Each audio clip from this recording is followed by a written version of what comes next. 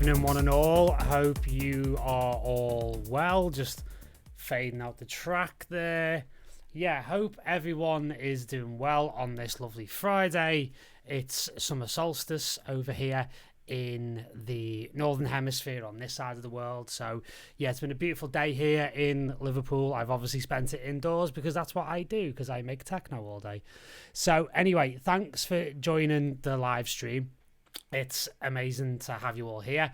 And if you're not a subscriber, I would ask very kindly, first of all, to have you hit that subscribe button at the bottom of this video, and feel free to give us a thumbs up, drop a comment, etc. And yeah, basically just try and support what we're doing here at MYT as much as possible. So today is obviously a bit of a good day for me because my next EP, after my initial release on Bedrock back in April, is now out, and it's on the wonderful XYZ Records, which is a lovely new project from the guys behind When We Dip. So first of all, I want to say thanks to Dermot, to Thomas, Guthrie, and all the guys at When We Dip who approached me a while back to become part of the XYZ family and to release my next EP with these guys and to support me as I take the next steps as an artist. So yeah, it's wonderful to have that kind of support, and I'm really, really happy that I've found a new home. So in terms of what we're going to go through over the next sort of hour, I am going to tear down this track, which is the lead track from the EP, which is called The Becoming. So first of all, I want to just sort of talk about where the inspiration for the track came from. And there's an interview that is on the When We Dip website, which I'm just going to show you guys now. The link to this interview is underneath this video in the description. So feel free to give that a click and to have a read of the interview. It's quite in-depth. It's quite wide-ranging. I've posted it up on my Facebook page already, and on my Facebook profile as well, and you'll see that on the front page of whenwedip.com. And it was great because Guthrie from When We Dip had amazing questions, really, really deep questions that I could really get my teeth into, and I've been looking for an interview to do like this for quite a long time. If you guys have also read the interview that I did with DMC World, it's at similar or even more depth. So if you're interested in my journey, especially over the last couple of years, in terms of what I've learned, the sort of personal breakthroughs that I've made, as well as the steps that I'm now taking as an artist and my views on things from mental health to psychedelics, plant medicines, etc., I detail a lot of those thoughts here in this interview. So it'd be great if you guys could head over, have a read of that, and yeah, feel free to drop a comment below and in the chat here live, for the live stream, and also with your comments about the interview. And also in the description as well, I've got the link to Beatport so you can hear the tracks. The tracks are also available to listen to on the XYZ and on the When We Dip SoundCloud pages. So feel free to have a listen over there as well. They're also on YouTube, on the relevant channels as well. So there you go. So let's get into it. Let's waste no more time. Let's drop straight in and let's see where we're at. So as I have hinted at in the description of the video, I made this track in Live 10, and obviously Live 10 is still sort of bedding in here, so I'm still finding my way with it, but it is an amazing upgrade. So if you've got Live 10, I would recommend making the upgrade. Now in terms of breaking this down, I'm literally just going to go through it one channel at a time, and I'm actually going to start with the drums over here. So what I'll do is I'll play part of the track. I mean, you heard part of it playing before. Synthesizer there is from Finland. All I can say is yes mate, Swami, yes mate, all the way over in Finland. Loving that. I've actually got a few Finnish friends, so I know all about the whole Swami thing and, ice hockey being your national sport. Yeah, so basically we'll go through it from the drums, but what I want to do is I also want to play the meat of the track, and you'll already get, if you're, seasoned watchers of production tutorials, you can already see where this is kind of going, but we'll get into the relevant depth. Hi, mate, how's it going? Cole, you okay, mate? Okay, so yeah, let's just play it from, say, around about 45, and then we'll take it from there. Turn it up, might help.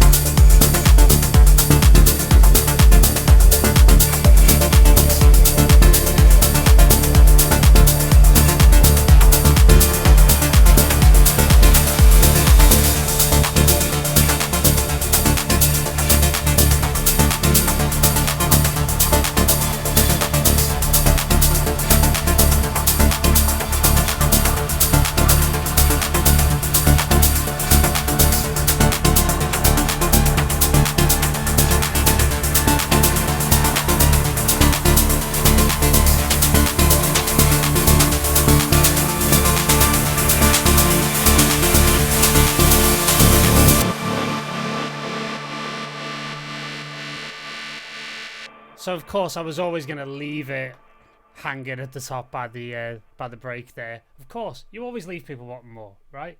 So that's kind of like the big build up into the main break of the track.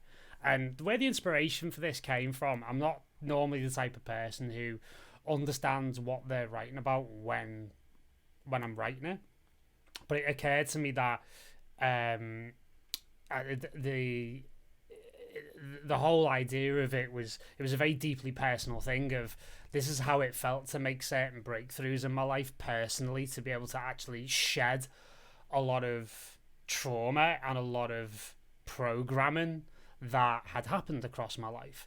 And it was just that moment I'm trying to vocalize or try to express with sound and with music things that are not easily spoken about, or things that I just don't have the words for, believe it or not, considering how much I talk.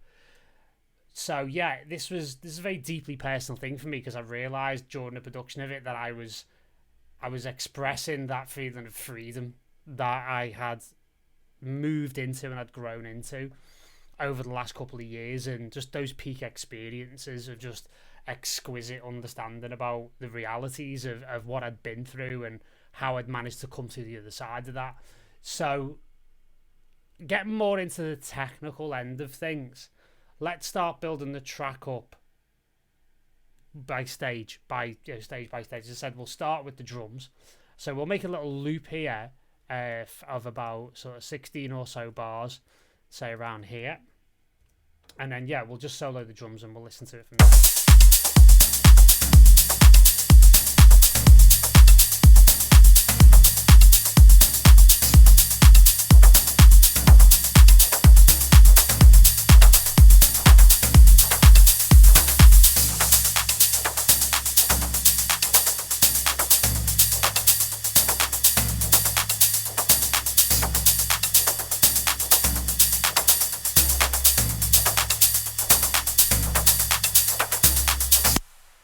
So yeah, it gives you an idea with the kick and without the kick. So where to start is with the drum rack. As a lot of you may know already, I am a very big fan of the drum rack in Ableton. It's become a huge part of my workflow. If I'm being really, really honest with you, I was previously a huge user of Machine. And once the Push 2 came along and they made various additions to the drum rack, like, I'll be honest, my Machine controller's just like sat there gathering dust on the floor. I've not really used it since. In fact, to the point where if you have a look over here, I'm actually utilizing the Machine 2 library as essentially a sample pack now, and everything goes into drum racks, which I then operate on the Push. So where the drum rack's concerned, what you'll see at the bottom here is that every sort of main drum sound, if I just play the drum rack in isolation here for those 8 bars,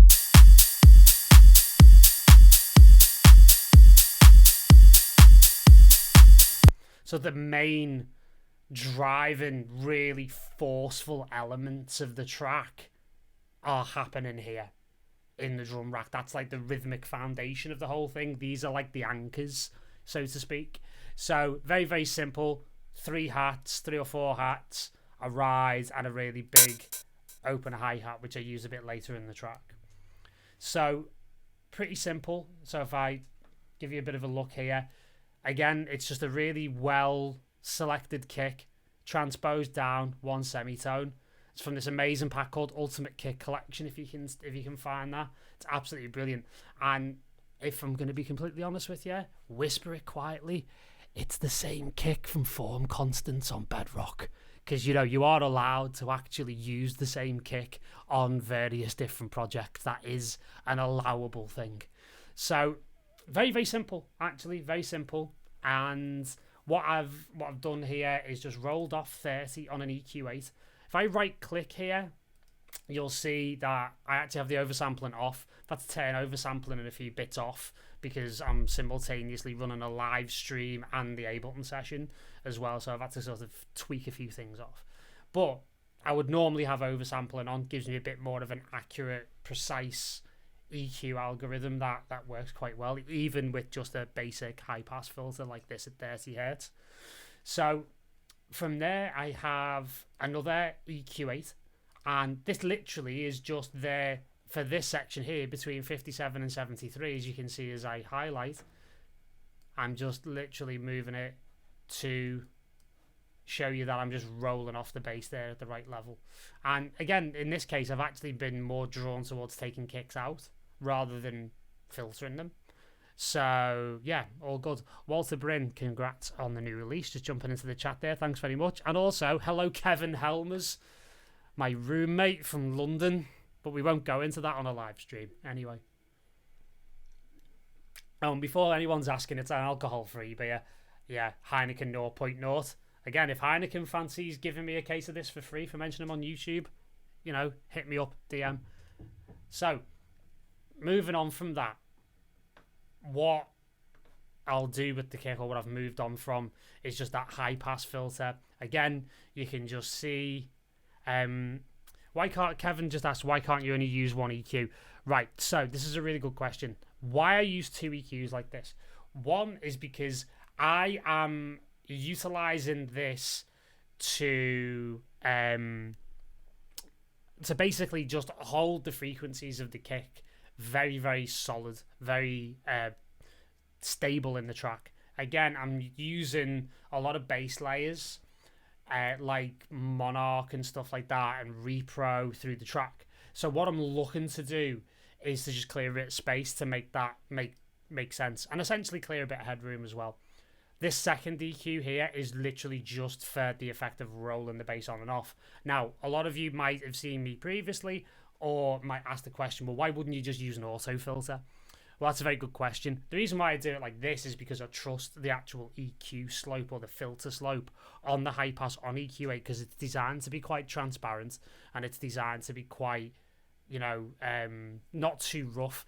If you actually put an auto filter on there, even with nothing on it, even if you don't change the circuits at all, you find that there's there's like a resonance to it, and it's a bit dirty, which is great if you want that type of thing. But in this occasion, aesthetically, I decided I wanted to just use a second EQ. So yeah, all good. Hello to JTP in the chat, and hello to ADTP as well. Lots of acronyms being thrown around on a Friday night. I like it. So yeah, from there, moving on to the clap. It's just very basic. Just roll off 138 to make it sit on top of the kick. And yeah, a little dip in the mid-range to make a bit of room for other elements.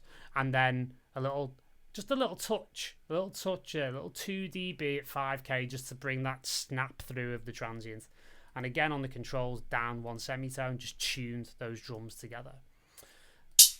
Then from there, we have this hi-hat. Again, very simple. I'm using a lot of these sounds from an old Andre Crom pack from 2013, which I've fallen back in love with in recent times. And that's been the basis of a lot of my sound going forward.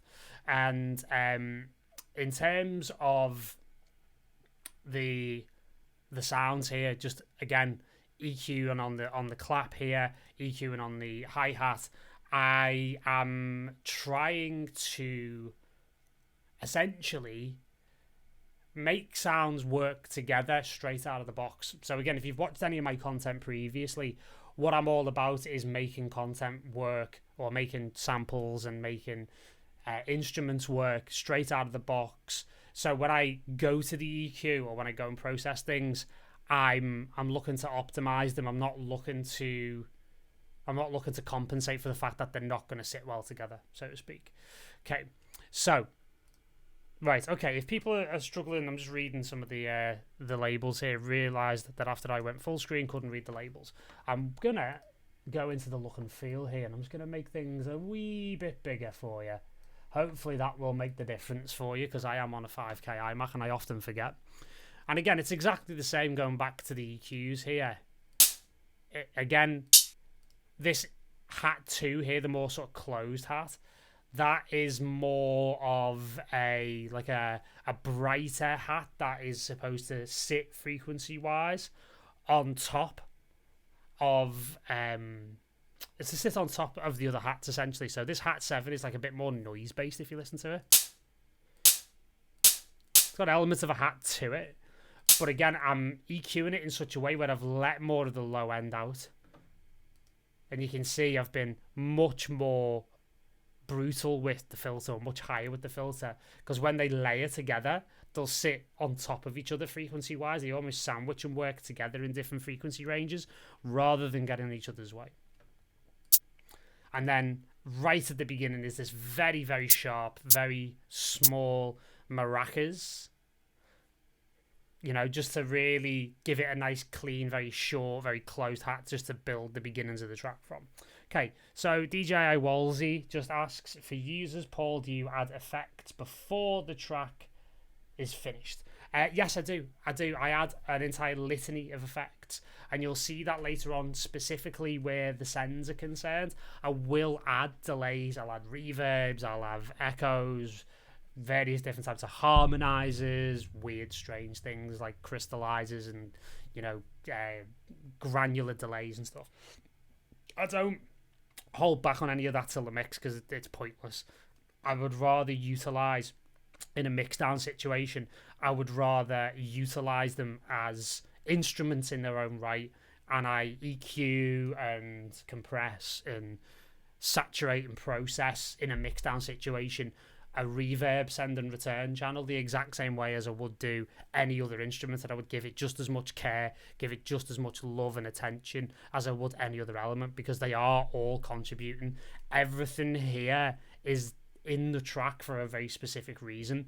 I'm just going to give my good brother, my good friend Patrice Baumel a shout out here, and I'm sure you guys are all fans of what he does, and I know I certainly am a big fan of his, musically as well as a person, because he's a great guy.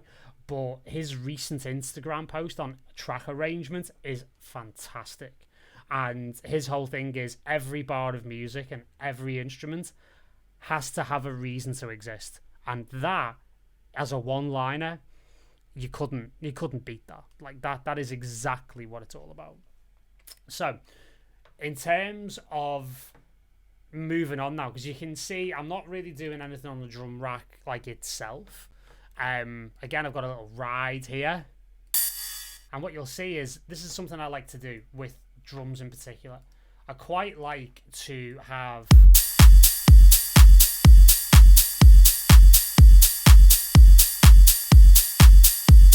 so you can hear there I've got a ride, and what I'm actually doing is I'm using the kickstart here just with the basic free punch, as it's called here, just to tighten the decay of the ride to the kick. And again, I'm using that very deliberately because I don't want to cut the envelope, because I want them to overlap the kicks and I want them to add that kind of intensity and length. But what I'm looking to do is just tighten that to the kick, so the groove of the kick and the rest of those shorter percussive elements really take the emphasis and really push things forward. Okay, so yeah, excellent. So yeah, in terms of the rides, that's where we are with that. Again, and this is an open hi-hat 909X, which I think you can get if you've got battery or if you've got machine as well, which is great. It's a great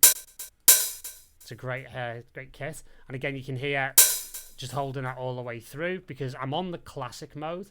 So classic mode on the simpler, the whole idea behind that is the note length will, or you know, how long you hold the play button for, or push the pad on the push, that's the length of the note. So you can decide the length of the hi-hat. So again, you can see here I'm actually utilizing the ADSR envelope here just to make this decay tail off a little bit. And again, this is a great little tip actually. So rather than feel like you've got to find like a different hi-hat sample, you can refine the envelope of what you already have. So again, the 909X tends to have a little bit more processing on than the others in the battery or machine kits, but they're also their envelopes tend to be quite long. So what I do there is I'll shape the envelope with the ADSR in classic mode, and it means I can jump over to controls here. I can change the transposition from here while I'm in a drum rack. Damien Sate, how are you, my man? Good to see you on this side of the world and in this time zone. Cole Wolseley, Paul, are you using much compression to bring claps hats into the kick? No. Is the honest answer there? Absolutely not. And in fact, one thing that you will see that might shock you across the board here is just how little compression I actually use.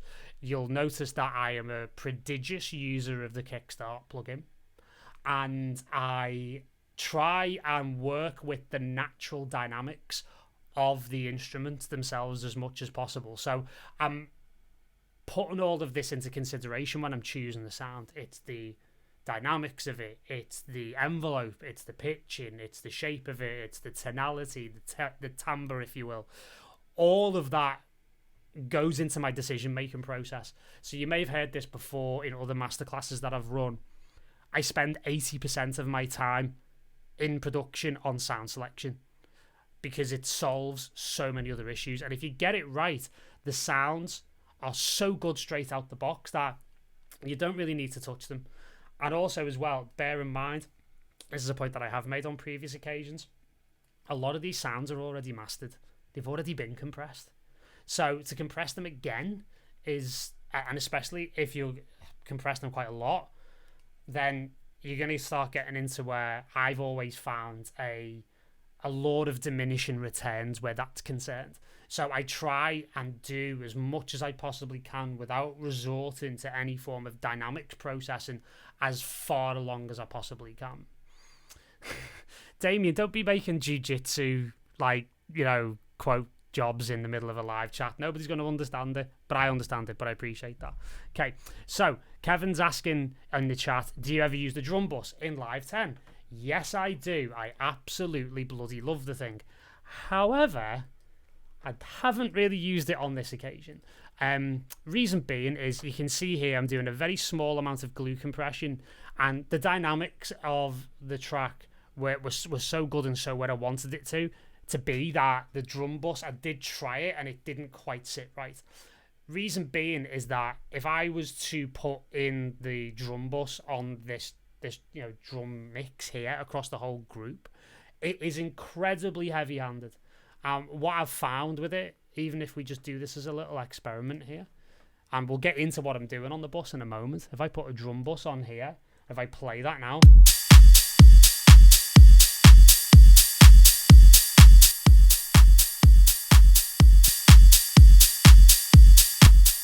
I'm just doing a little A-B there. You can hear just how slamming it is, even with everything at 0, the drive on soft, etc., etc. So, in terms of what I wanted aesthetically, I wanted something with a little bit more of a light touch. I mean, this thing is fantastic, and I am a massive fan of it, and I've really adopted it in other tracks. I did use it quite a bit on the Bedrock EP. But I tend to dial back the dry and wet. So where I mean, somewhere about 34, 35%.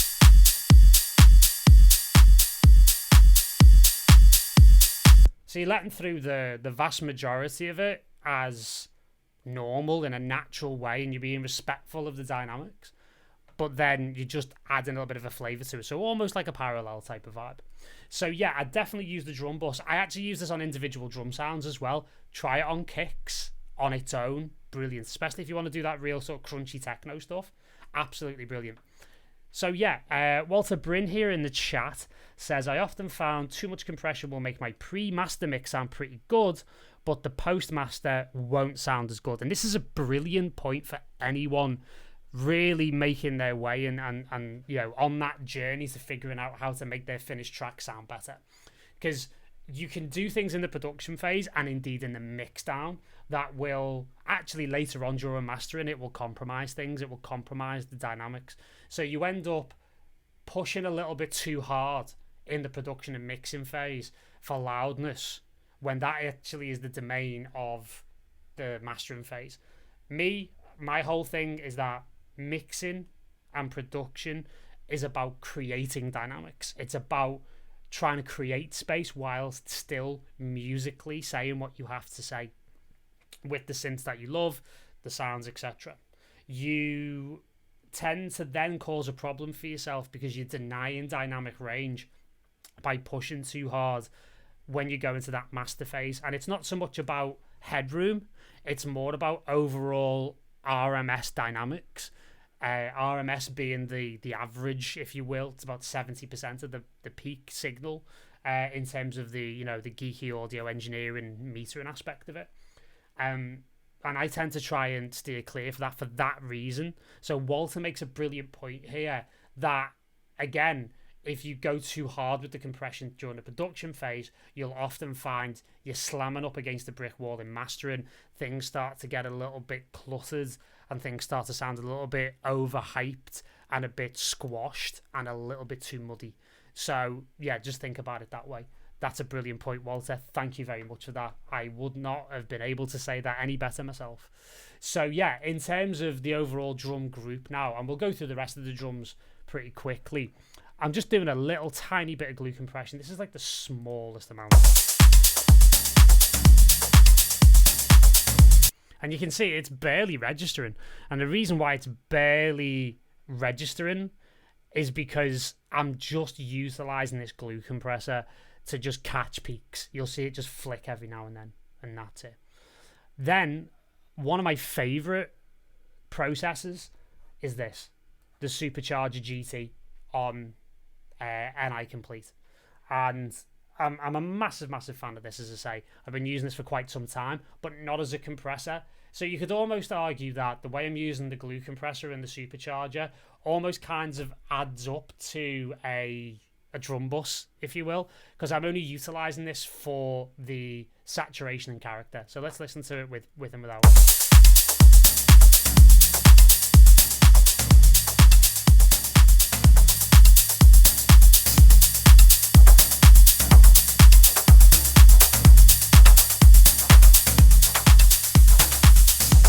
So you can hear there that it really just brightens up and things start to come forward because I'm actually not utilizing the compressor at all here. I'm utilizing the saturation and I'm using the character control. So I keep them on mild for saturation and fat for character, and just dial both of them in at around about 9 o'clock. Like, that's literally it. And again, with that adding on to the glue compressor, you get some amazing results. So I've got Taboo D&B. Hello from Los Angeles, Paul. Thanks for this walkthrough. Great track. Do you have any master bus processing on right now? Now, in the production phase, the only thing that I have, and this is purely for the purposes of this live stream to make sure that it's loud enough, I have a limiter. And I'm just utilizing that to just give volume without clipping, because the actual volume of the raw production is quite low. And as I say, I would normally be working with my monitors on a bit louder, driving it through my Moto 808 interface, and then the limiting and everything else will go on. If you watch some of my other tutorials and other masterclasses, you'll see me talk at length about I'm not a big fan of having processing on the master bus during production, because what it does is that it tends to falsify where you're actually at. Because my mix down approach is that I will render stems out of Ableton and put it into Logic, I then tend to lose a lot of that master processing even if I did do it. So I'll sometimes have a limiter on the master, but it'll be switched off. And I'll sometimes use that as like what a good friend of mine, Mike Cave, who's an incredible mix engineer. He's just done the Lewis Capaldi album, which went to #1 in the last 3 weeks. He often talks about mock mastering, and that's kind of what I'm doing here. It's like an approximation of what it might sound like at a higher volume, but I'm not dependent on that at all. Yeah, so JTP says the high end sounds clearer with the supercharger on, and it definitely does. It definitely does. It just kind of brightens things in this really nice way, and it adds harmonics. So yeah, again, I'm utilizing the compressor, but kind of not as a compressor. So yeah, no worries for that, Taboo, mate. Any more questions, just drop them in the chat, mate, and I'll pick them up as I go along. So yeah, so they're like the main bits of the drum rack. Nothing too exciting going on there. In fact, fairly mundane. But when you get good elements, you can just utilize them very simply. Now, next thing, operator. I use operator a lot, but I use it for shaker sounds, which sound like this.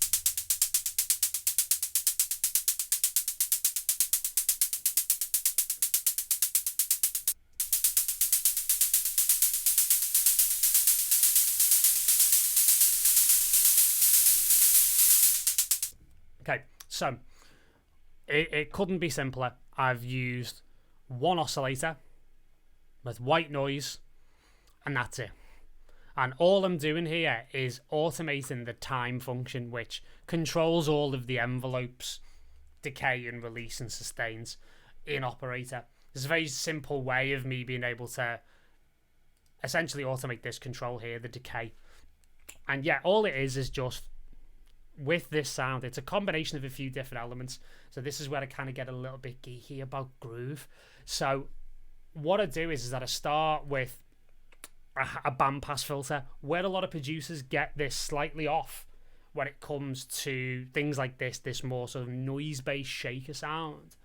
What they do is that they tend to use low-pass filters or high-pass filters. And what happens is that you don't get the right kind of tonality. So I've been using for a long time. I've been using bandpass filters. And again, this is nothing sexy at all. You could do this in any sort of subtractive synth. And in fact, when I want an even more analog type sound, I love Diva's white noise. It sounds brilliant. So sometimes I'll utilize that as like as a combination with, you know, with these types of techniques. So again, there's different tools. You can just utilize it. Very, very simple.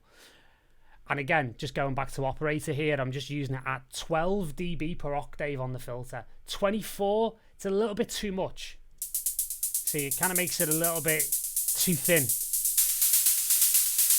Whereas the 12 dB, it's a nice wide band on both the top and the bottom end. So it's really, really nice. So in terms of here, I've just had this, I've just tuned it, and I'll tune it to the track, because if you listen to it as I utilize the frequency here,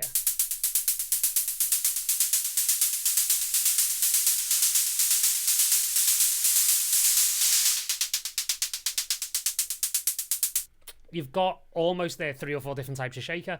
The more open one with the time up. You've got the darker pitch, the brighter pitch. It's amazing how much like tonality you get. And again, if you utilize this with resonance as well,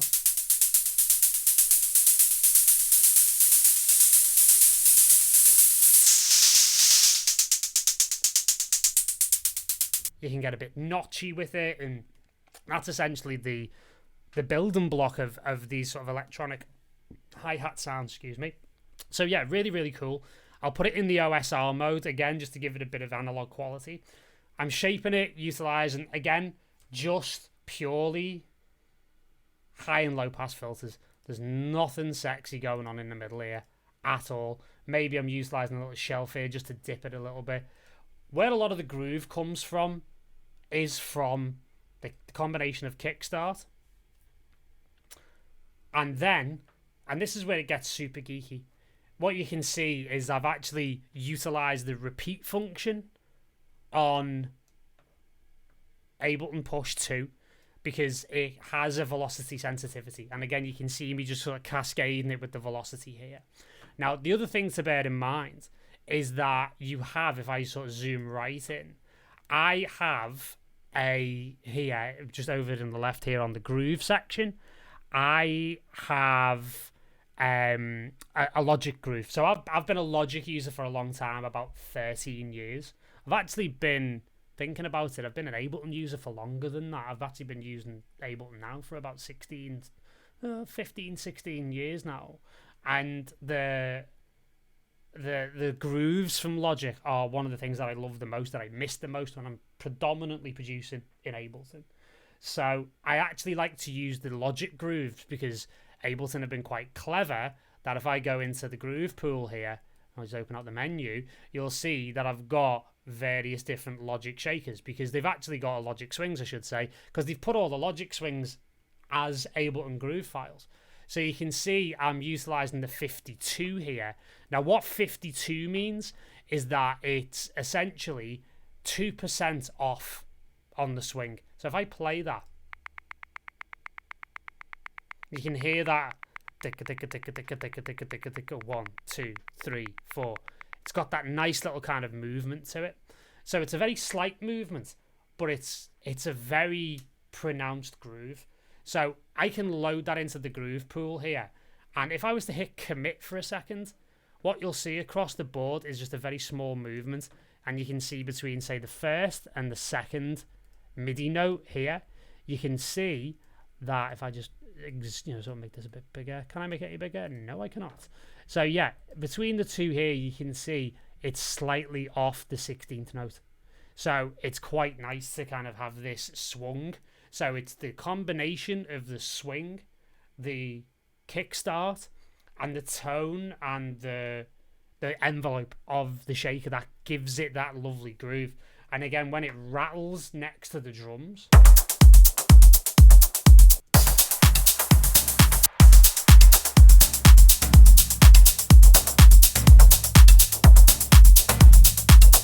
you basically get that nice sort of movement. So Carl Wolsey's just asking, did you use phasers on the shakers? No, I didn't on this particular track. I did on Warrior, which was on Bedrock, and I used a Waves Meta Flanger, I think it was. Yeah, and it was just straight out of the box, sounded great with the white noise, brilliant. Absolutely brilliant. So yeah, using phasers and flanges and stuff like that, brilliant on shakers as well, can work really, really well. But again, I like to keep things really simple and really functional. So, moving on, I've got Contact 5 here in the drums, and I love to use, this is just thinking about opening up now, I've been a big studio drummer fan for a long time. And the reason being is that I love having that mixture of acoustic and digital. I'm all about that. I love that clash of textures and of aesthetics. So I've been a big fan of that for a long time, and Trent Moller is actually one of my favourite producers of all time, and he's a master of that tension and contrast between the more natural sounds and more electronic sounds. So it's something I try and aspire to do myself. So with Contact 5 here, if we have a little look at that, you can see there's a groove programmed here, a little MIDI groove. Now, this is not something I've programmed myself. This is actually something I've taken and actually modified. Because what the great thing is about Studio Drummer is that you get a lot of preset grooves that are included with the instruments. So if I was to just hit this one here, which I'm using. So yeah, you've basically got those in, and then you can actually drag. If I just drag and drop the MIDI in there, you can basically drag and drop it in from there. So that means it's now available in MIDI, and I can then strip it out and I can change it, etc, etc. So this is what it sounds like on its own here with just the raw MIDI.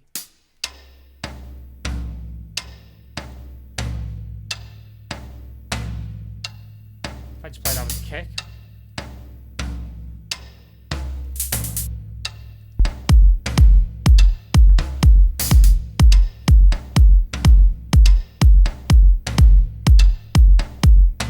So I'm just getting that really nice organic drum kit feel going. And there's like little kind of, you know, stopped, very tense, very short hi-hats in there that almost like, you know, you can feel the drummer almost, you know, grab the cymbal to kind of stop it, to just like, you know, choke it off at the right moment, for want of a better expression. And again, nice little toms, acoustic toms. And I'm not doing anything to that sound at all. I'm just letting it be natural. Moving on, I've got this lovely little noise loop here.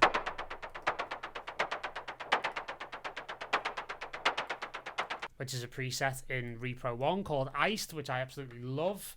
And again, I just box that in with a little bit of low end EQ, and again, rolling down the top end so it doesn't get too bright.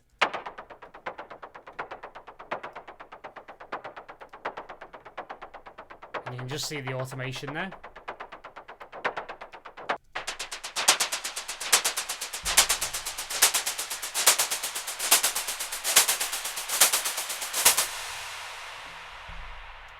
So very, very easy.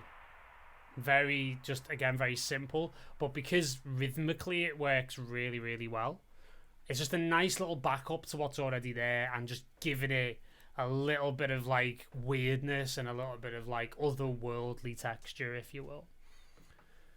Then finally, where drums are concerned, I am taking it vintage, like Antiques Roadshow kind of vintage, if you get what I mean.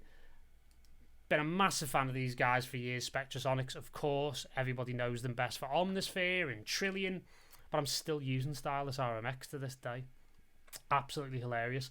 I am so in love with their sort of library of like shakers and tambourines and stuff.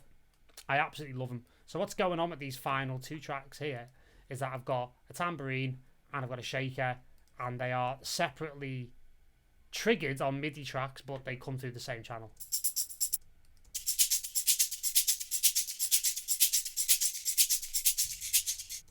So if I just play that shaker on its own.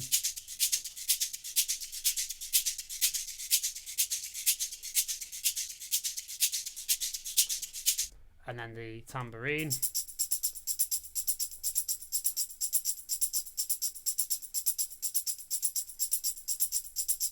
And it's just using a couple of these loops, very simple, just to back things up and give you another gear to go to at the right time in the track.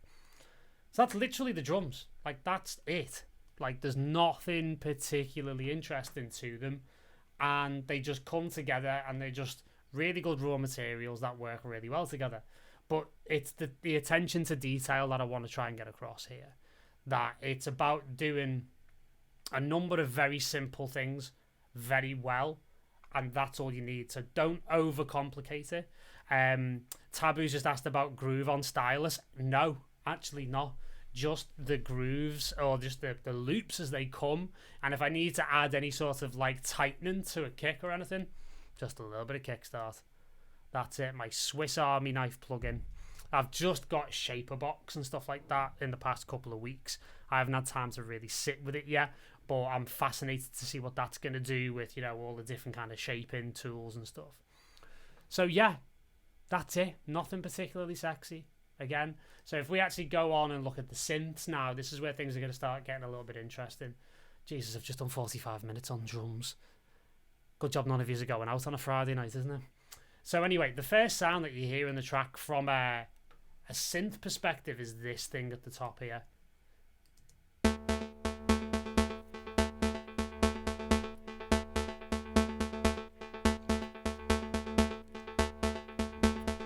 And that's it, right? And just to finish up on the drums, Taboo D&B just says, I really like the way you treat or don't treat your sounds. Again, that's exactly it. If it's the right sound, it doesn't need to be smashed to pieces with lots of process, and it doesn't need to be too complicated.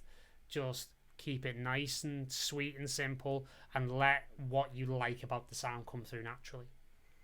So yeah, basically in terms of this particular sound, this is actually a sound in Razor, which I've actually utilized through Complete Control.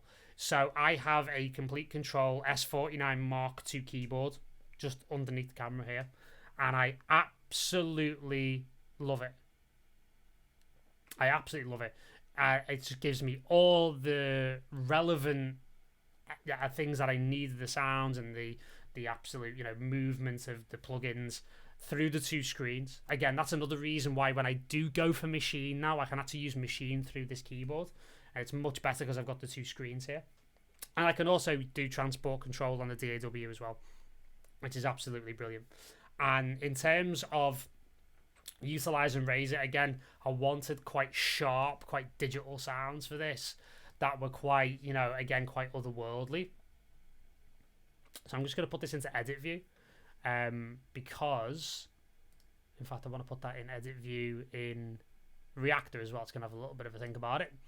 And because there's a B view there. No.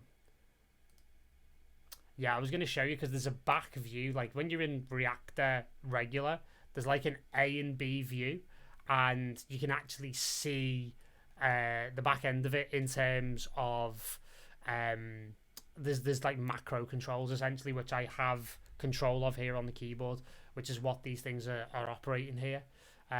So again, if we look, you'll see just on the Complete Control, there's two things that I'm using here. I use Mod 1 and then the Oscillator 1 macro as well. So you can see, again, there's not a huge amount of sounds in the track, but what I'm looking to do is I'm doing a lot of work with automation. So if I was to open up everything here that has automation on it, there you go, the auto filter frequency. And then on the mixer, yeah, you've got the stock reverb there already, so that isn't a problem. So yeah, just on that one sound alone, you can see there's been a huge amount of work put in on automation. And the reason why is because it's all about having the right sounds and being able to maneuver them in space properly with the correct amount of depth, or with the appropriate amount of depth. So they're always chopping and changing in shape and changing direction. So if we just listen from, say, sort of 57 here up until this sort of drop at 73, you'll get an idea about what I mean.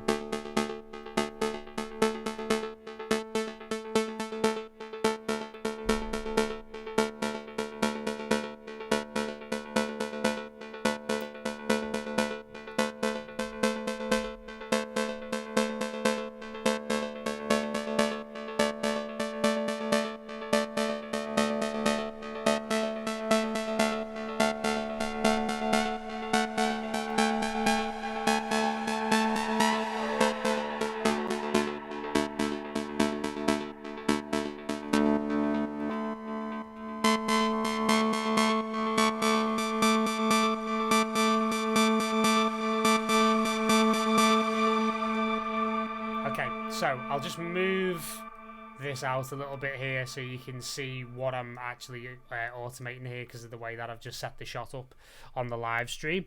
So what I'm actually operating here, for want of a better expression, is I am utilizing, if I just go to macros here, you can see the macro view.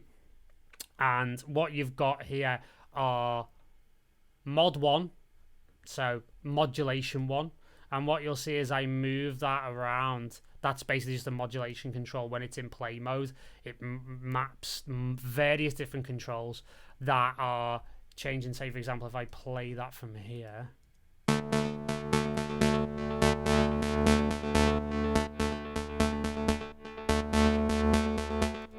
So that's changing things like attack and release, sustain, the ADSR of the entire track. So you can see those things moving there in the bottom corner. And then oscillator 1 gives you that sort of skyscraping pitch bend kind of vibe.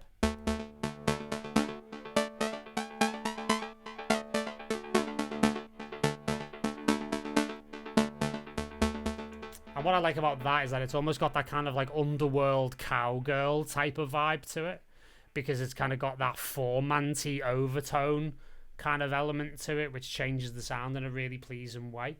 They're the main two things that I'm modulating on the Complete Control and on Razor.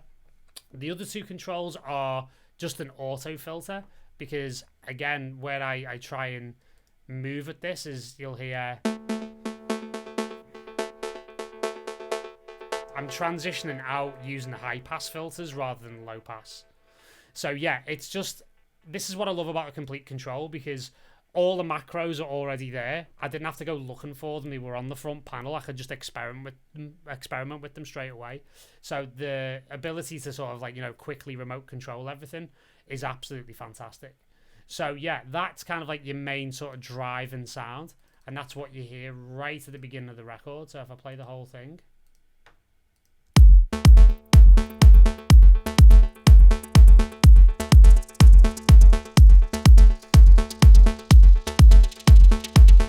It's just this nagging, really insistent, quite driving sound that just sits in the background.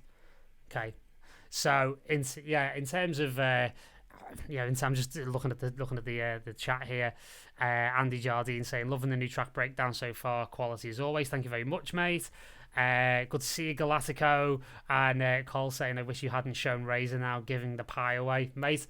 Not my pie to give away in the first place, mate. This is what it's all about, mate. Knowledge is there to be shared, and you're going to apply it in your own little way anyway, so not a problem at all.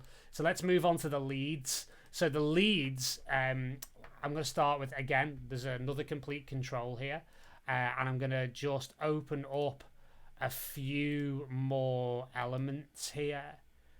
Complete Control, cutoff is already there. Let's do in 5, yeah, and then do the rest here. This is where you'll see it starts to get a little bit mental with what I do.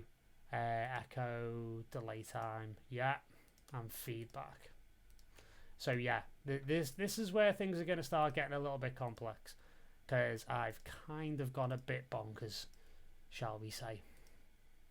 But it's all good. It is all good. So yeah, so for this one sound here, there is counting 1, 2, 3, 4, 5, 6, 7, 8 automation lanes. Okay. So in terms of what's going on here, well, a lot essentially. And what I'm utilizing here, you can see the effects sort of chain here. Again, a little bit of EQ8, echo, kickstart. There's a bit of beat repeat in there as well, which we'll get into, and an auto filter to help transition the elements in and out. But what is at the heart of it is this. It's the ARP 2600 from Arturia within Complete Control, because it is NKS compatible. So in terms of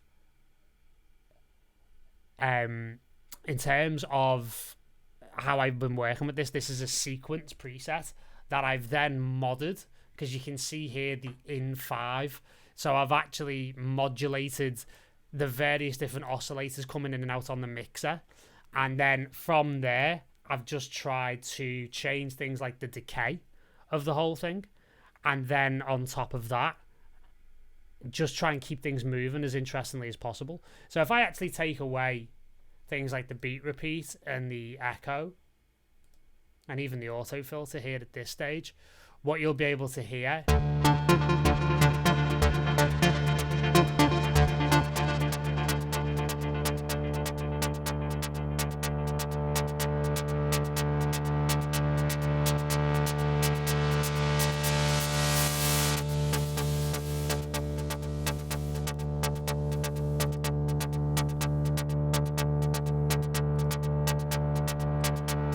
just a really great analog sound. Okay, so yeah, I'm gonna. Javier Borges just asking about the beat repeat. I'm definitely going there, mate. Definitely going in there. So in terms of the echo, like this is where the echo really starts to make a big difference.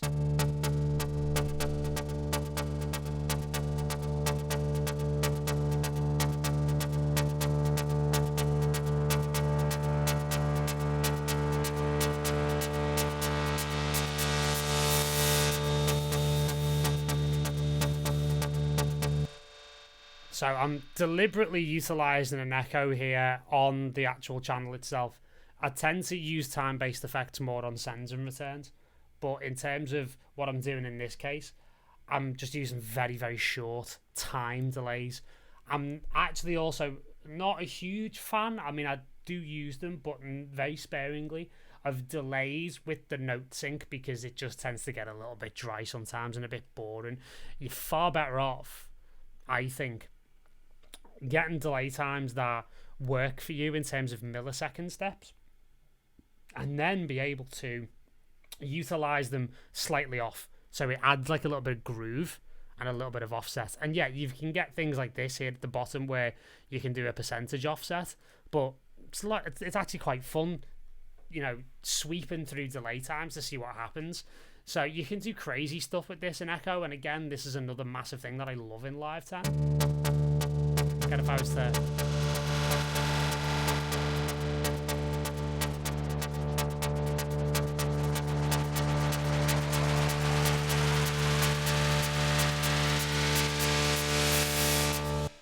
you can hear, you can go crazy and do mad builds, and it allows you to take a sound that might be fairly static, and you might find these sometimes with certain synth styles or synth sounds that you can't really do a lot with them. This allows you to almost like extend the capabilities of the envelopes in a very, very cool way. Very reminiscent of like Paul Woolford style stuff when you did Erotic Discourse, and like some oh god, I can't remember the other guys who did something similar, but yeah, that kind of like very short ping pong delay kind of vibes. So yeah, I'm utilizing that through the track to build tension as well as open up the envelopes, and you can see that on the echo time here on the left hand side. Bit further down, I'm utilizing decay on the envelope for the Arturia ARP 2600.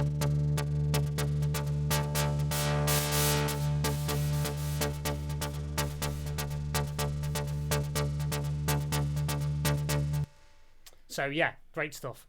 So from there, what you can hear is that I've just got, if I just open up here, I've got various different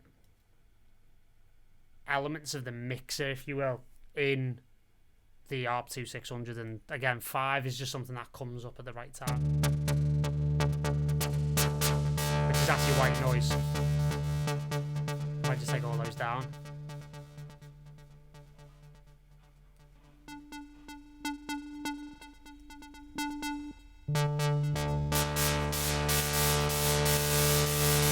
So you can hear how I can take the same sound and completely reshape it just by having different oscillators output at different times, and that can really add a lot of functionality. So in terms of the beat repeat now, what I'm doing is here, I've put it in mix mode. If I just bring that all to the middle, in mix mode, and I'm utilizing it every 2 bars. I've got the offset 5/16 notes, which means it'll come in 5/16 notes into the bar, so it's catching the note at the right time. It's on a 24th note. So that's like, you know, I don't know what it is in sort of like music theory terms, but you know, it's an interesting kind of triplet with a little variation just to make sure every time it repeats, it does something ever so slightly different. And I'm utilizing volume decay, and you can see the repeats sort of fade away here, so it's going to sound a bit like this.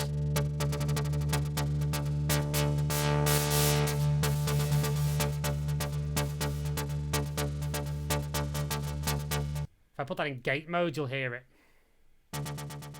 That's what it's doing on top of the record, on top of the sound.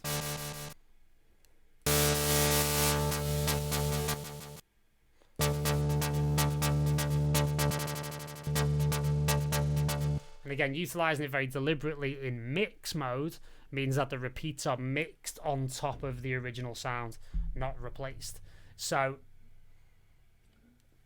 one of my favorite things, I've been utilizing beat repeat for the best part of a decade and a half, and I'm still not bored of it on occasion. Absolutely brilliant. Absolutely love it. And again, just the dry and wet on the echo is not automated, and then the complete control cut off, that's pretty much what you're hearing overall there to kind of make the sound sort of rise and fall. And again, at the right moments, just sending off to ascend. You may have seen me utilize this before. This is my sort of stock reverb, if you will. Big sort of riser style reverb. Really, really love using that to really build tension and essentially create sort of a riser style thing. Now, the main melodic part of the track is this thing underneath it. And actually, as well, if you look at it, it's actually it's the same sound, but it's just utilized a bit differently, which you'll hear.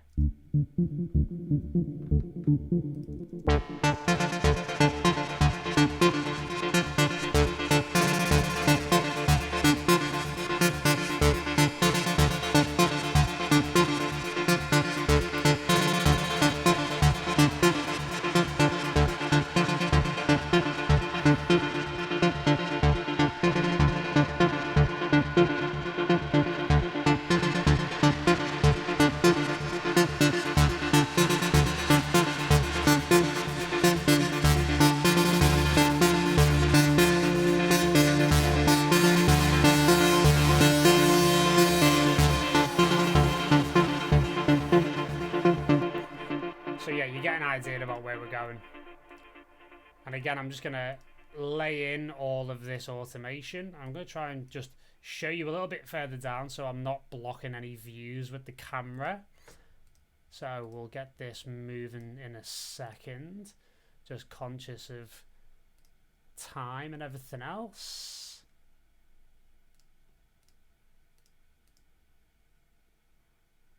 Cut off decay already in there. Release.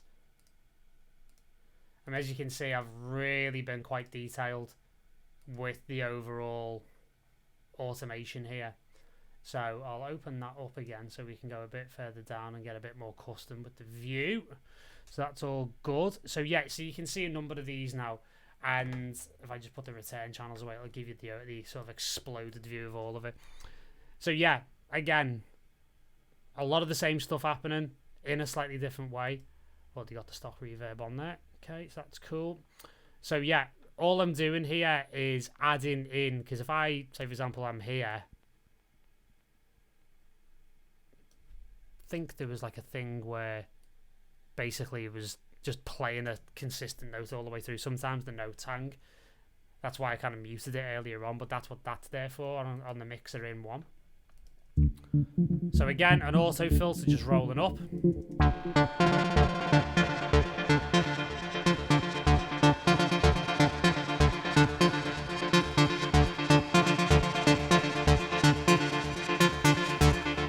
Where I really go to town with the echo and the feedback. So if we go into the main part here,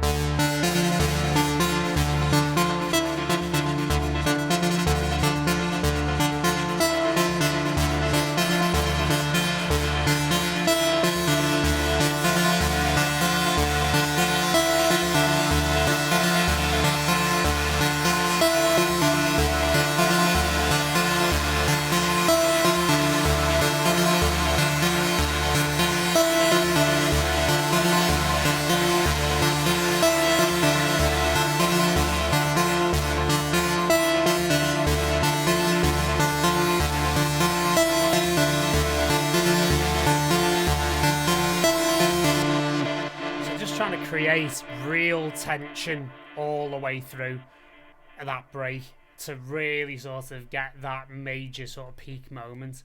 So again, everything's sort of heading in that right direction. Everything's heading upwards in terms of the automation, the sends, everything else. And yeah, I mean, that's the whole idea, is to just really build that tension up and just do it in a very clever way.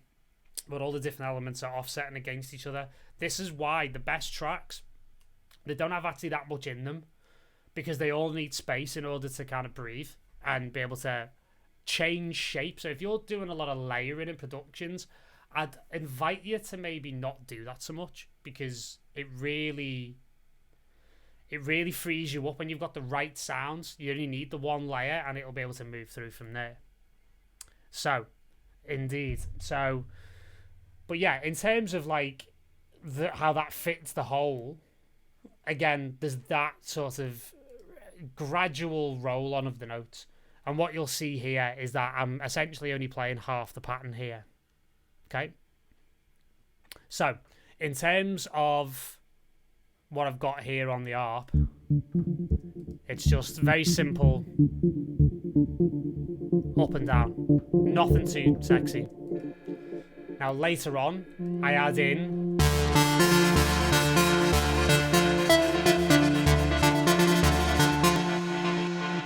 the higher E.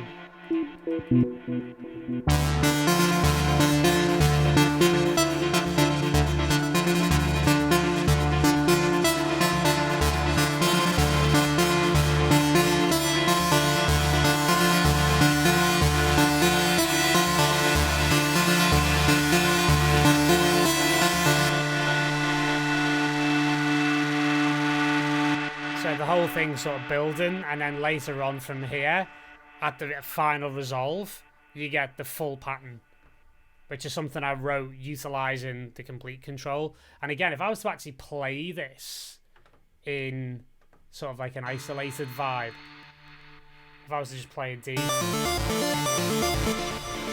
it's actually a pattern. But the really short notes I really like.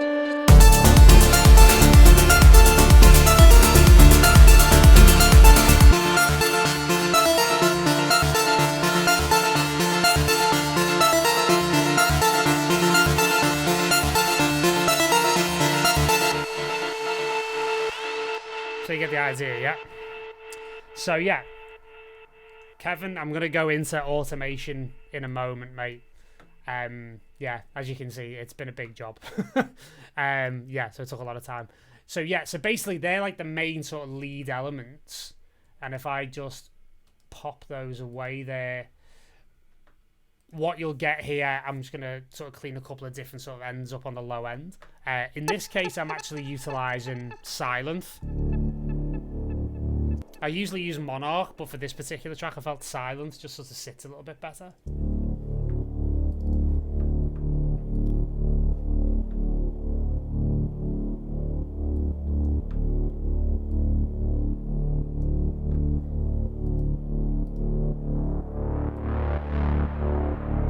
And again, it's in a sort of a Moogie style vibe where I've got it on 4 voices on oscillator A1 and A2, sine wave as well on oscillator B2, 4 voices each on all, and then on the 2 sawtooth wave, just slight detune in order just to get that nice big raspy phase. Again, a little bit of roll off there at 20, and then just a bit of kickstart just to lightly glue it together. And that's it. And then actually, in terms of how it works with the lead, you've got that nice sort of held sound. So again, I've started from a held note.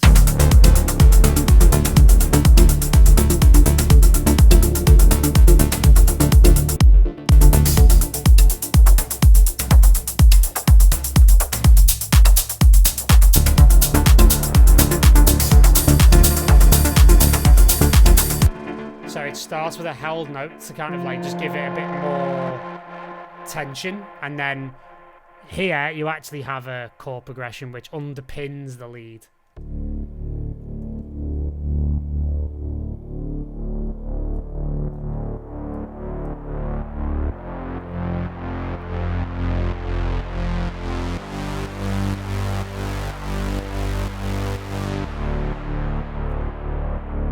And again, the whole thing's been sent off to a reverb. That big sort of stock reverb that I use is like kind of big accelerator style sort of rises.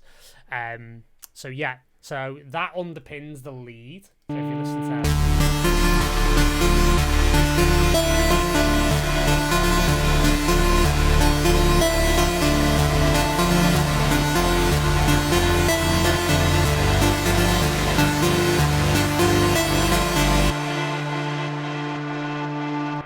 yeah, all it does is just really, as the main lead harp is kind of just circling, that Sylenth is just coming up underneath it and just changing the key and just really giving you that lovely emotional payoff.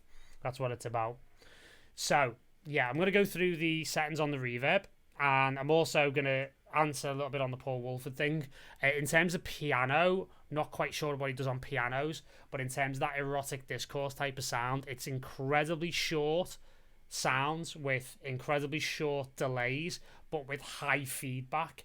And then make sure that the the delay in question is also going to do pitching, like a repitch, where it actually, as you change the delay time, the pitch increases and decreases. That's where you get that real lovely, gnarly, erotic discourse style, sort of ping pong kind of vibe. Okay. Taboo says, I believe this is the best walkthrough I've seen in almost 2 decades. Well, you know what? Cheers to you, brother. Thank you very much. Glad to have you along for the ride. So yeah, in terms of like all the low end stuff, Repro 1. And I've been using this sound on a few tracks and I love it. It's this thing, Late Again, which is actually, if you know anything about, classic synthesis, like that's what they used to call the lately bass. And I just love the sound of it. It's got that real lovely sort of old school vintage vibe to it.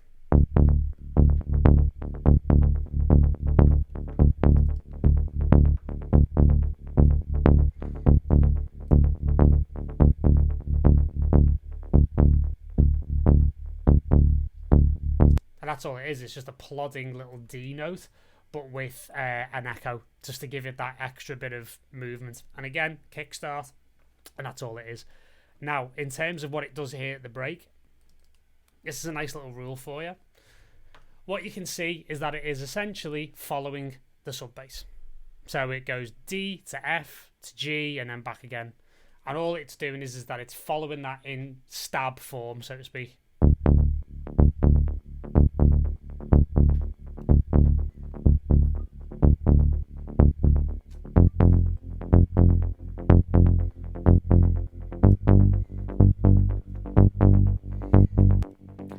And that's it.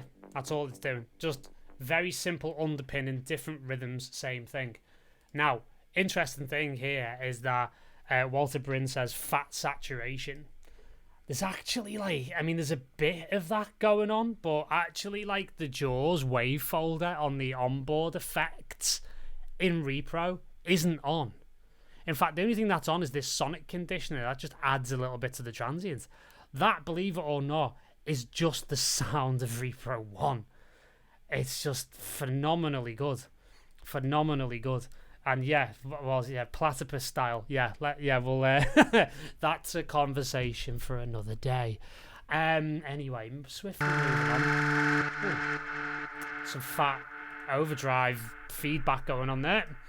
And then, underneath this, underpinning it, is this sound.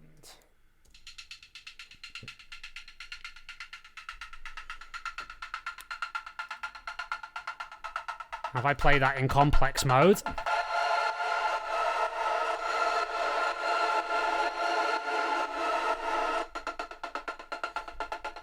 now what you're hearing there is something I've resampled. So it's actually a send effect. So it's actually this stock reverb, which I'll go through the settings of now. So the reason why I can get away with sending sub bass to a reverb and not absolutely obliterate the bottom end of my track is that I actually roll off quite dramatically here, anything below 610 hertz.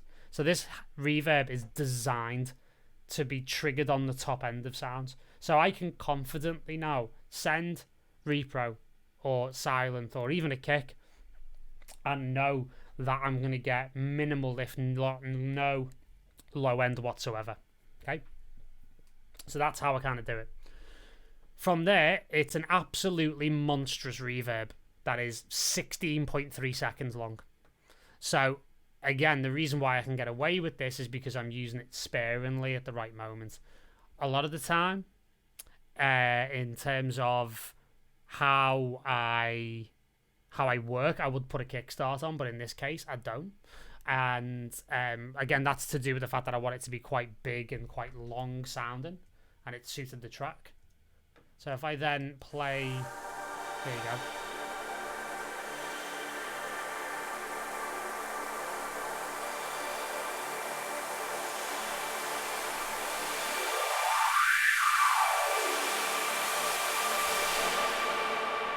So that's what it sounds like raw, with a lot of things being sent to it.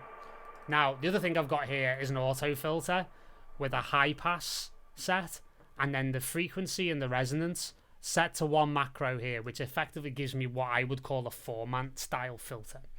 So that allows me to push extra tension with the resonance and the cutoff if I want, and I can automate that. That is actually a trick Junkie XL taught me when we worked together about 5-6 years ago. Absolutely love it. So yeah, in terms of the rack being available for download, it might just become available in the not too distant future.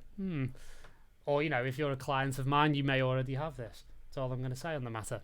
So yeah, in terms of this, what I've done with the Audio 11 here is I've printed the reverb into a channel and then played around with the warp engine. I love warping shit deliberately wrong. That's just my thing. I love scuzzing up sounds. This is quite a clean sounding track for me. In actual fact, if you compare it to some of the other music that I've put out there, and if you actually compare it quite a lot with the sound design work and the programming work that I did with Sasha on Late Night Tales on Scene Delete, this is markedly clearer, but I do like scuzzing things up. So what I like to do is take long beatless passages like this, or prints of reverbs, and put them deliberately in the wrong warp mode. So in terms of the whole beats thing, I actually then take it out of complex mode where it'll play quite smooth, as you've heard, put it into beats mode, and what it's actually doing in beats mode is that it doesn't actually time stretch the sound. What it does is that it chops the sound into slices, which then it plays at a new tempo. Very similar to Stylus RMX, very similar to, if you're an old school Reason user, the Dr. Rex player. That kind of principle, essentially, or Rex files. But I can kind of game that, because this button down here, if I open that up, you'll see here, this is called transient loop mode.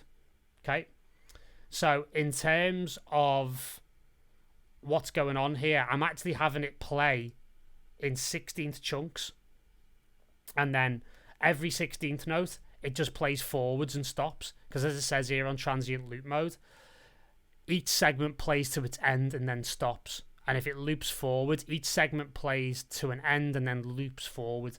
This is to try and fill gaps in if you're doing time stretching, to try and smooth out any sort of tempo differences. But I like to put it in off, and this button here is a transient envelope. It's essentially a fade in between each sound, each 16th note. So if I was to then... There you go.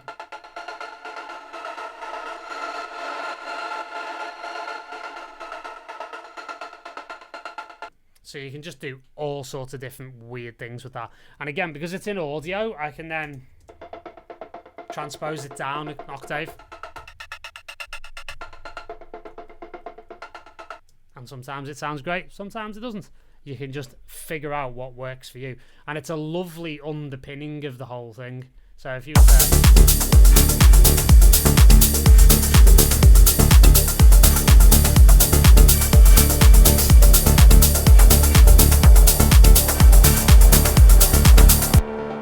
and there you go.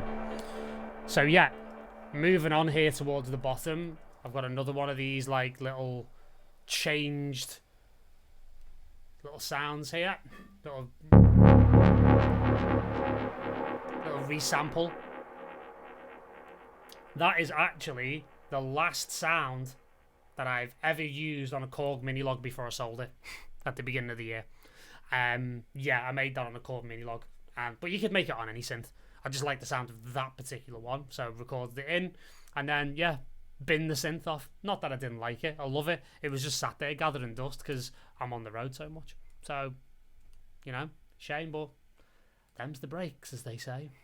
And then yeah, finally there is this Aurora pad. Again, this is like a preset that I've actually found in Ableton, which I really, really like. So if I play that now.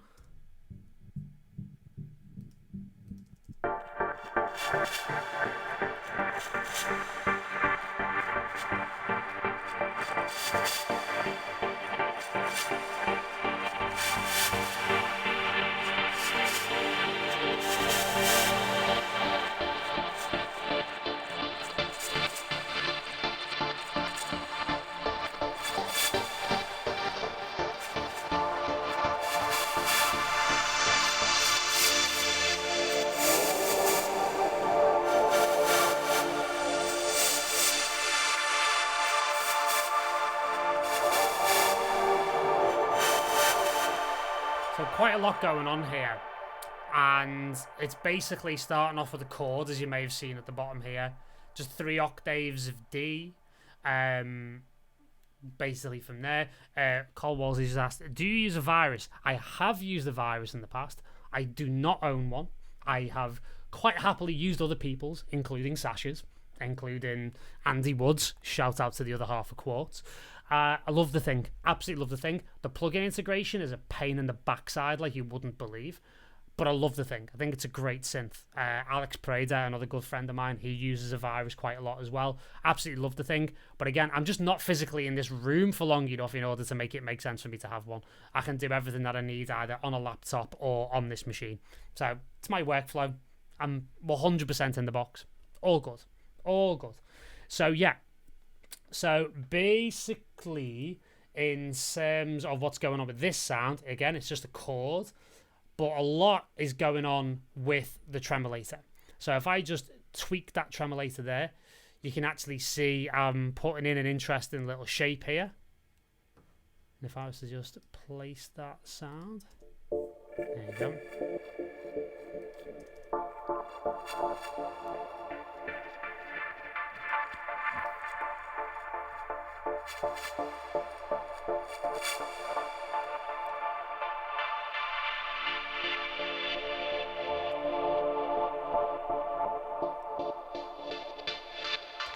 And you can see I'm automating the depth of it so I can actually make the notes longer at the right moment and then pull them back and essentially turn a synth pad into a synth stab and then move on from there.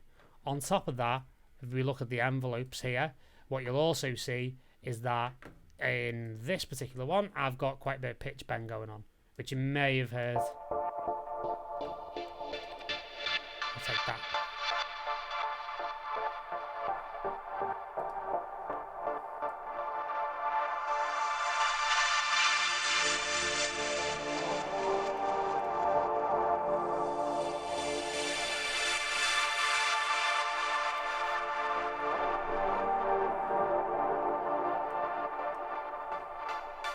Okay, so there's that there, right? So then I'm utilizing an auto pan. This effectively is getting used as a top layer because I've got exactly the same sound an octave below that I'm using in a slightly different way. So I'm utilizing the tremolator to give you that gated kind of sound. Now, what you're also seeing here on the auto filter is that I've basically got this moving thing. I'm using an LFO, a Max for Live LFO, on the morph setting on the auto filter, which is then just cross-fading all the different modes from high pass to band pass to notch filter right there, band reject, all the way through to a low pass again. And again, I'm just using that on a very, very low setting, so it just sort of almost like, you know, gracefully transitions between all of those different areas. So that's happening there. What you'll see is that not as much happening on the other side, on the bottom end, and what you'll see is, or what you'll hear is,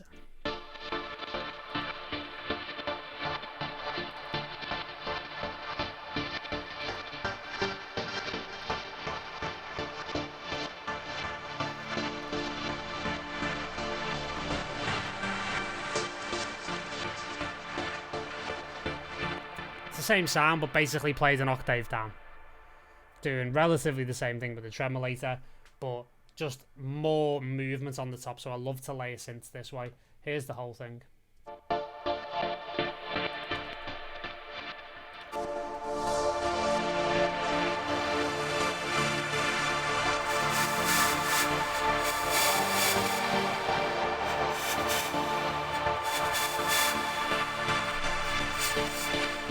Again, just to give it that kind of like more floaty, melodic, kind of epic kind of vibe to it in the break.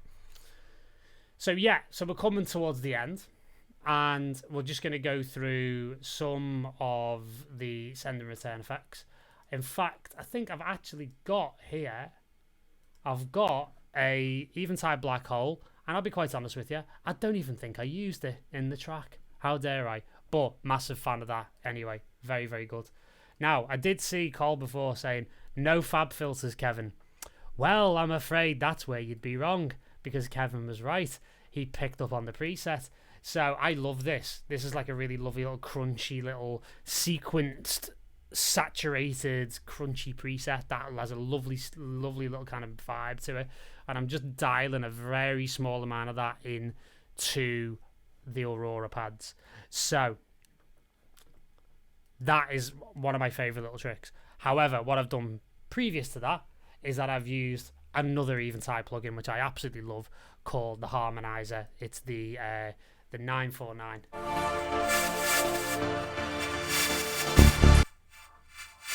So if I just,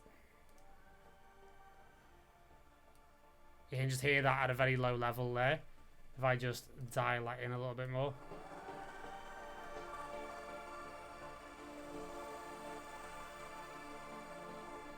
So again, I've just used this preset here called Over the Top Reverse, and yeah, just dialed it in very, very sensitively.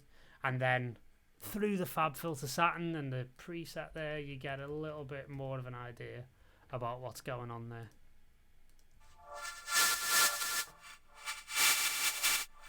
But again, what I've done is I've activated the send on B to go to the stock reverb.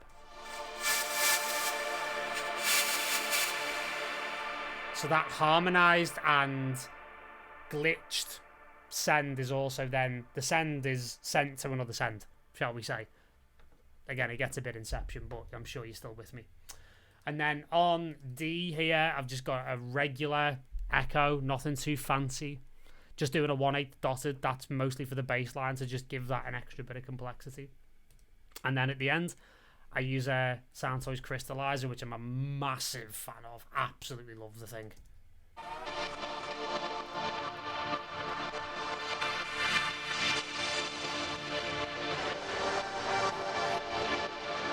And again, I'm just using that for extra texture and then to give it a bit more movement with the auto pan. I sometimes use it pitched up an octave. Very similar to the harmonizer, but I just like the tone of it there. Sometimes if it's a really high sound, I do actually like taking it down pitch-wise as well. That can be quite cool. And then, yeah, just on send effects, so I can experiment by throwing things to sends and whatnot. And then, as I say, on the master, just a limiter and that's it. And then when it's done, everything gets rendered out as individual tracks only. I tend to have to duplicate the drum rack and solo each individual sound, because it doesn't give you a demixed per channel stem of the drum rack. So that's kind of one little bit of labor intensive work I've got to do when I render stems for mixdown. But other than that, everything else comes out exactly the way it's supposed to. Happy days. So then, that is The Becoming that came out today on XYZ Records. Feel free to do a brother a solid and go to Beatport and buy either one of these fine tracks. And yeah, hopefully, you know, it will do as well as the Bedrock release. And yeah, I like doing this because, well, it's good fun in it, and it's great to answer your questions, and thanks for being there along for the ride. Let's just take some final questions before we finish off. Kevin Helmers, when you use several sounds on the return channels, how do you gain stage the channels? I actually do it with the sends. So I actually figure out what works in terms of the actual send levels, and then if I have to, I'll then essentially just make sure that the tracks are mixed correctly. And again, like, a lot of people like to talk about gain staging, and it's a very relevant thing, but my rule is this: if you're not clipping, you're all right, basically. But what you'll want to do is get to a point where you actually, because if you think about it with the sends, a lot of those sends are proportional to the elements in the track. So if you're gain staging the individual instruments that you are then sending, you've also kind of gain staged the send and return channels as well. So if you get the gain staging right on the original tracks, you then basically make sure that the sends are okay as well. And my rule is that as long as I've got 6 to 8 dB of headroom on the master at the peak of the track, I'm absolutely fine. So that's kind of what I work towards. Nothing too complicated. I don't use complicated gain staging plugins, anything like that. Again, my whole thing, keep it super simple. Okay. So, any other final questions? Any others? I'm just seeing some comments, but that's about it. Yeah. If there's anything else, I'm just keenly watching the chat. Are you going to buy a cheese grater 164 gig of RAM? Do you know what? I'm not. I'm going to run this thing into the ground, and I may consider going Hackintosh, to be quite honest with you. I asked about gain staging earlier, but I think you missed it. Do you gain stage during mixing, during production? I've actually just kind of answered that. So yeah, all good. Timothy Glusker, this track would sound amazing at Sankey's. Yeah, thanks for that. Not really sure whether that's a compliment or not, but I'll take it either way. And yeah, thanks Javier. Thanks for all of your time and attention on this lovely, well, Friday evening as it is here. You could be out drinking beer in the sun, couldn't you? Watching the sunset on the summer solstice. So, yeah, thank you very much for getting all geeky with me. And, yeah, brilliant. Thanks, Kevin. Thanks to everyone else. And as I say, tracks out today, interview, and the link to that and Beatport is in the description. I'll be doing more regular videos again soon. There are, as a final point, some absolutely massive announcements to be made about MYT. We are growing at quite the rate. There is going to be a massive evolution in what we do in the next couple of months. I'm really excited about it. I've just put the finishing touches to the vision, and if you read into the interview, you'll see there's a whole other element that is starting, a whole new company which is going to be the sister or brother, depending on how you want to see it, of MYT, which is going to be very much designed to help support and optimize your mindset and your mental and emotional and spiritual health, if you will, in the music industry. So I'm really looking forward to getting that launched soon enough. Hint, hint. So yeah, very, very happy with everything that's going on there. And yeah, amazing. Thank you very much, guys. And yeah, if you haven't subscribed, please do. And feel free to share this video. Throw us any more comments. If you've got any more questions after the live stream finishes in a moment, feel free to leave them in the comments. I'm here for you guys. I'm here to help you guys make better dance music and to take your productions and your careers and your lives to the next